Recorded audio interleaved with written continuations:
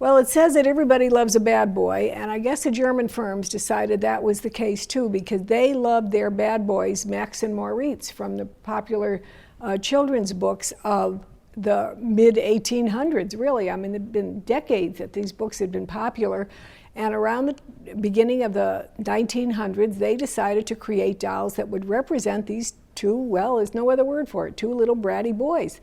And look at those faces, though. They're so lovable. They couldn't possibly be all bad. They were just having fun. But there they were. The two larger ones with the wigs, with the mohair wigs, were made by Cameron Reinhardt, and they were about the last of the art character series that they made, Max and Moritz. The smaller pair, with the sculpted hair, with the bisque hair that is sculpted and painted, were made by Kestner, and they have a kind of a different feel to them, but both pairs are quite rare to find, and when I guess I don't know, maybe they weren't big sellers at the time, or maybe they were expensive, but if you can find them, they're pretty desirable to find.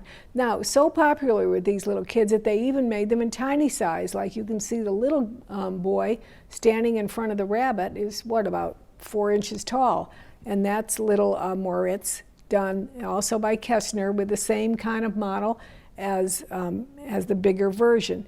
And then other firms jumped on the wagon, and standing next to the bunny is the black-haired Max, and that was made by Recknagel.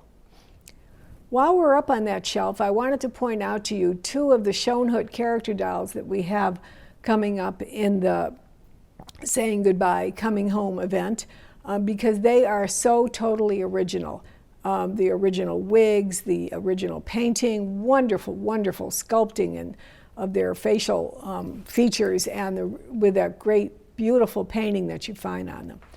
Now, also up on that top shelf is the beginning of what we're going to see on this shelf, because we have some absolutely wonderful, what could be more appropriate this early springtime coming up on Easter, Mother's Day, all of the springtime May Day festivities coming up, and the collection of bunny and candy container and springtime toys that we are being able to offer.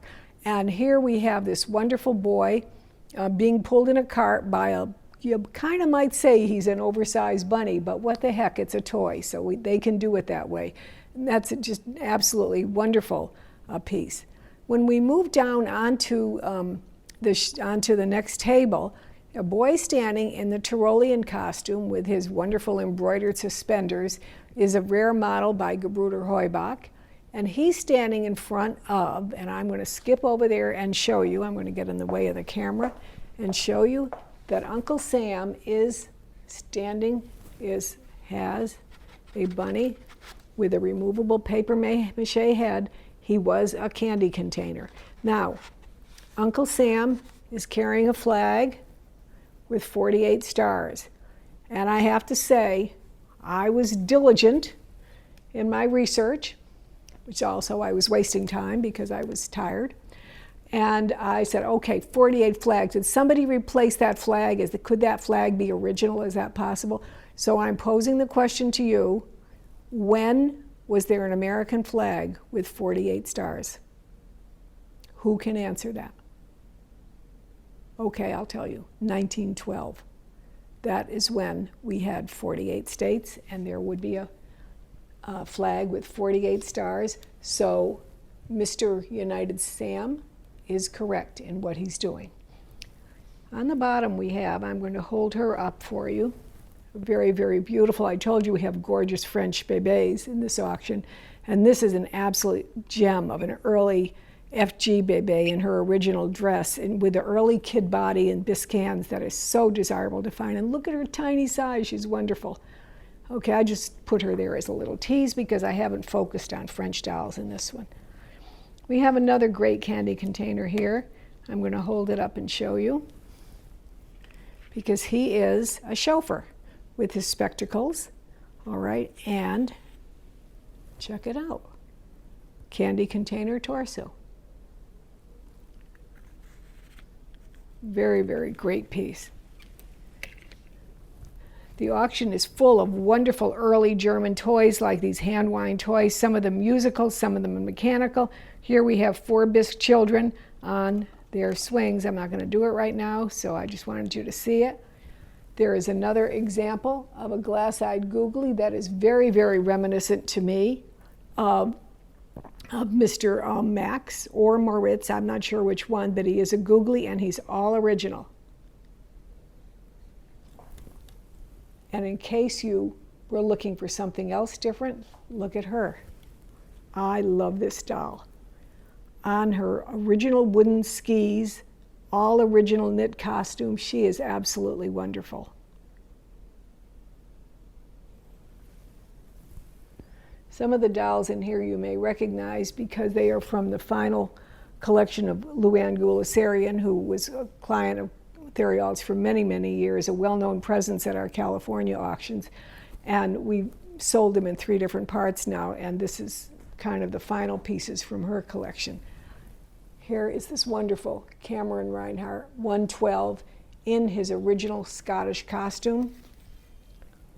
Let me move that tag a little. He even has a pair of opera glasses.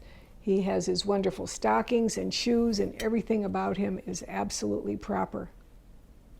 And to stay with the springtime toys again, check out my guy with the yellow hat. Now watch. Just squeeze his stomach and he tips his hat to you.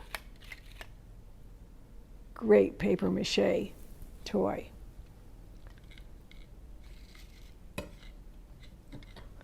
Also up on this shelf is another wonderful little chauffeur. The back of his basket lifts up where candy could be contained, and he's just absolutely great. A wonderful mohair bunny, probably Stife.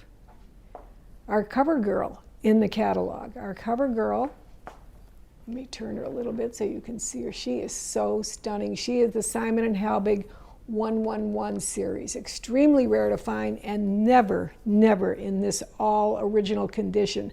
The hat, the bonnet, the parasol, the little purse she's carrying, her shoes and her socks. This is a stunning doll. This is from Luann Goulasarian's collection as well.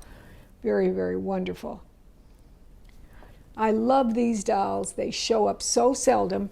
At the end here, I'm showing you a kind of pieces that just please me, and they're my personal favorites. These are the little French leather dolls that were made at the beginning of the 1900s, and there is where our information about them ends.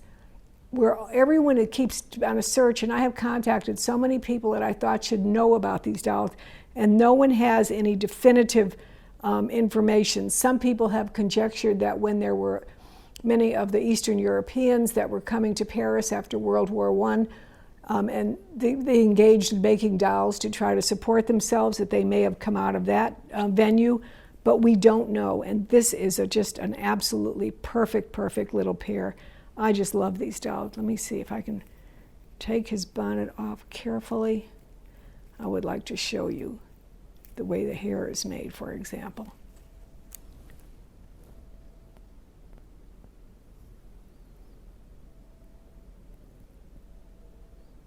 So whoever knows about these that I didn't contact, I want you to contact me and let me know, and I will share it with others.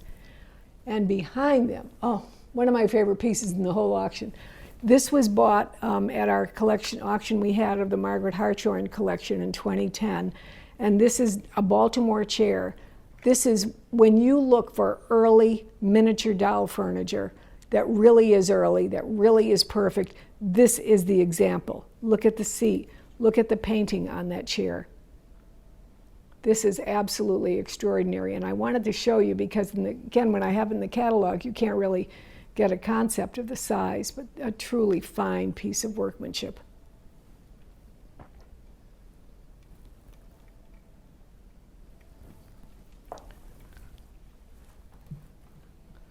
We have a wonderful French lady, mechanical on the top, who not only alternates with her hand looking back and forward, but she inclines at the waist and she works beautifully. She's a very, very good and rare example. This is a rare early Stife piece with a pink-eyed bunny and his original button in ear. And I love his haunches, and look. I mean, sometimes we don't pay attention to all of the really fine details that Stife used in the making of their wonderful animals. All right, and then this is Again, sticking with the Easter theme, it's a hollow egg, so you pull her off, and inside would be filled with all these luxury candies. I wish I had one right now.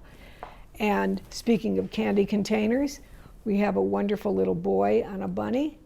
And again, the bunny's head removes for use as a candy container. I sometimes wonder, though, I want to write an article. I'm going to call it "What Were They Thinking?" Because sometimes I think about these candy containers, and you say, if you give a child candy in a bunny and you remove his head, that's just a little strange. Or like one of the boys over there where you separated the boy in order to get to the candy. I don't know. I just wonder how kids thought about it. This, however, is a logical one. Check him out. Bunny the scholar, and lift the bottom off. And there's where the candy would be. I love this candy container. It's great. Wooden, paper mache, cloth, combining all sorts of wonderful, wonderful possibilities with this added. There's a lever at the back. And the lever goes up and down. The bunny writes on the slate and tips his head back and forth. Okay, and then we have a Steiff bride and groom, we have another little boy bunny container, and we have a wonderful googly, and we have 340 items. Now, what is the month of March? Other than high winds, the month of March is National Women's Month. So I thought it would be just appropriate to show you how important women have always been in the doll industry. We know historically, for example, that Ernestine Gemot was so important in her husband's in the entire Gemot business. But I'm now talking about companies that were founded by women. And that to me is important, and I think we should be doing more research in this and really supporting it. Well, our beginning girl up on top, you all know her, you love her, you want her. She is a poupée by Adelaide Hooray, who came from a family of furniture makers, basically, and she wanted to find her own niche in that world of business, so she designed a doll. And her Hooray doll was both pivotal in its time and still is today noted for its beauty, its fine painting. This is a great example, and by the way, a little secret to tell those of you who are watching because it's not in the catalog, but she's wearing signed Hooray shoes as well. Standing up above her is a really important woman in the history of doll making, and that is Marguerite Steiff. Very, very important, and you need to follow all of hers from the beginning early cloth dolls that she made, of which there are quite a few in this Saturday auction, to her wonderful animals and characters that she made, of which there are also quite a few. Marguerite Steiff, important. Coming back down, the girl in the pink gown, Marion Collitz. Marion Collitz kind of lived in the midst of the intellectual circles in Munich at the time, about the beginning of the 1900s, and did a lot of different kind of art projects, but then got in design in the concept of designing a doll that she felt represented a real child, not the idealized, gorgeous beauty of the French dolls from a decade earlier, but dolls that really were characterized. Her dolls were exhibited in 1910, and doll makers jumped on it and said, this is where we're going. We like this. And all of the firms from Cameron Reinhardt to Roberta Heubach to Simon & Helbig jumped on that bandwagon and produced the whole line of art character dolls. So Marion Collitz gets credit for that. Then let's go down to her little poupée that is next to her, and this was made and designed by Leontine Romer. Leontine Romer was a competitor to Hooray. In fact, they had kind of a lawsuit between the two of them, but both their dolls are desirable and sought after today. Leontine Romer has a wonderful look to them, and this particular example is wonderful because it comes with a trunk and trousseau and an original note from the family that it was brought for a little girl here in the States from Paris back in the day. And then in Germany, while Marguerite Steiff was busy starting her company, we also had Kathy Cruz, who was starting her company, and there we have an example of a doll from the Kathy Cruz company. I'm not showing you the earliest dolls from all of these companies. I'm just trying to impress upon you all how important women were in the whole doll industry from, well, here, 1860 period, I'm showing right up to 1950. Next to them is a Sasha by Gotz. Now, this was made by the Gotz firm in Germany. However, I do want to point out to you, it is from the original Sasha Morgenthaler designs and authorized by Sasha Morgenthaler. And we have two examples there. And please look at their faces, a little girl in the brown dress and the child in the hooded, because many of you think that once Gotz started making these dolls that they all have the same look exactly. This is not the case. If you look at those two faces, color of the eyes, color of the complexion, painting of the face, the stylized look about them, each one was different in the Gotz dolls as well as in the early Sasha studio dolls. Really important to know. That's just a little aside I wanted to tell you.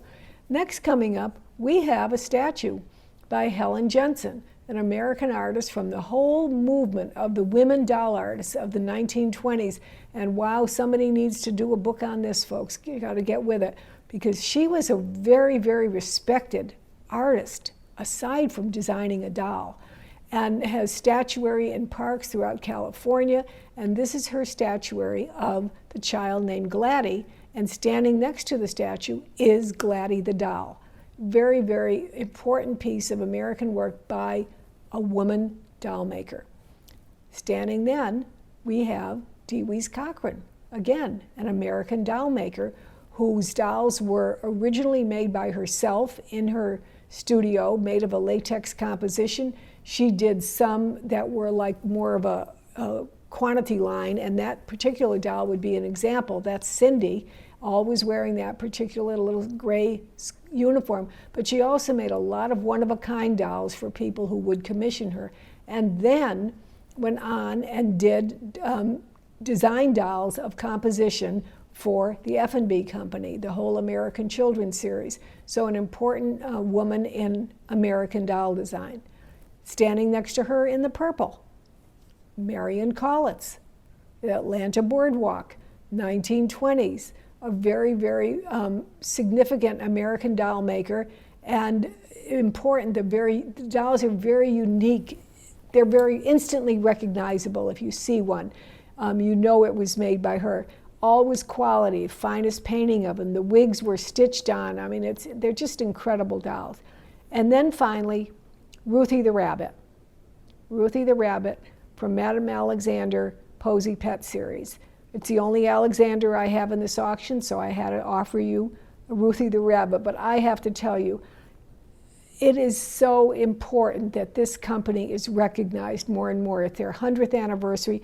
This woman was so important and deserves accolades over and over again. I know some of you have heard me say this 100 times, but I'm going to tell it again. There is a photograph that I have in my office, and it is, to me, it speaks more than a million words. It's like at a toy fair or some big industrial exhibition or something, of all of the people who make toys and dolls. And the room is full of hundreds of people. They're all men, except for one woman sitting in the middle of the room, and that is Beatrix Alexander. So there you have it. Women's National Month. Let's go for it, folks, and let's try to do research and understand how important women were in the whole doll industry. And that will take us to our Sunday event, the Lenci Dolls, all about one woman, Elena Di Scavini, known as Lenci.